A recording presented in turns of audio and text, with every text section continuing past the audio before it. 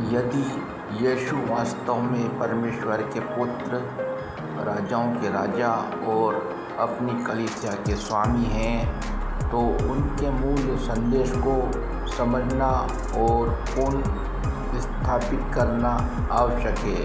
यद्यपि प्रेम और अनुग्रह परमेश्वर के मूल गुण और उनके कार्यों का आधार है, फिर भी यीशु ने मुख्य रूप से इन्हीं विषयों का प्रचार नहीं किया।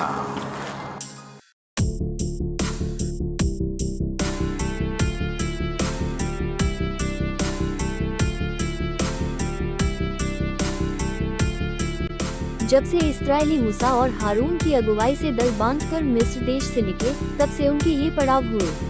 मूसा ने यहोवा से आज्ञा पाकर उनके कूच उनके पड़ावों के अनुसार लिख दिए, और वे ये हों।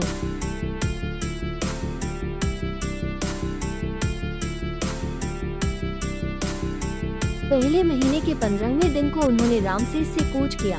फसह के दूसरे दिन इस्राएली सब मिस्रियों के देखते बेखौफ के निकल गए, जबकि मिस्री अपने सब पहिलौठों को मिट्टी दे रहे थे जिन्हें यहोवा ने मारा था, और उसने उनके देवताओं को भी दंड दिया था।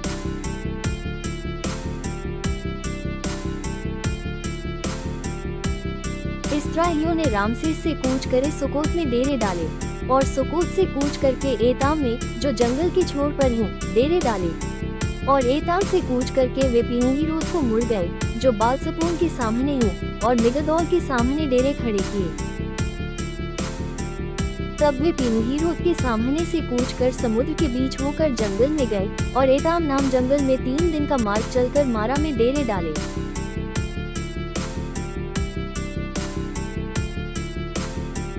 फिर सीन नाम जंगल से कूच करके उन्होंने दोपका में डेरा किया, और दोपका से कूच करके आलूश में डेरा किया, और आलूश से कूच करके रपीदीम में डेरा किया, और वहां उन लोगों को पीने का पानी न मिला। फिर उन्होंने रपीदीम से कूच करके सीने के जंगल में डेरे डाले, और सीने के जंगल से कूच करके किब्रोततावा में डेरा किया, और किब्रोततावा से कूच करे हसेरोत में डेरे डाले, और हसेरोत से कूच करके रित्मा में डेरे डाले। फिर उन्होंने रित्मा से कूच करके रिम्मोन पेरेस में डेरे खड़े किए, और रिम्मोन पेरेस से कूच करके लिब्ना में डेरे खड़े किए, और लिब्ना से कूच करके रिस्सा में डेरे खड़े किए।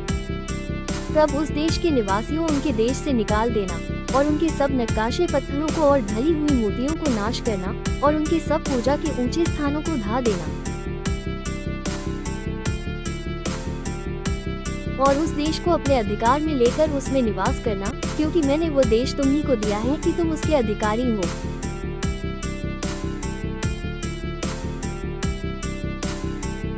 और तुम उस देश को चिट्ठी डालकर अपने कुलों के अनुसार बांट लेना, अर्थात जो कुल अधिक वाले हैं उन्हें अधिक, और जो थोड़े वाले हैं उनको थोड़ा भाग देना। जिस कुल की चिट्ठी जिस स्थान के लिए निकले वही उसका भाग होंगे। अपने पितरों के गोत्रों के अनुसार अपना अपना भाग लेना।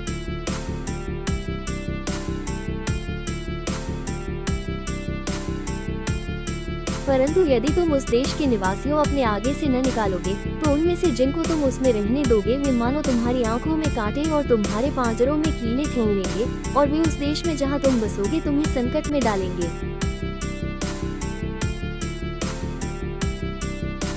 और उनसे जैसा बर्ताव करने की मनसा मैंने की है वैसा ही तुमसे करूंगा।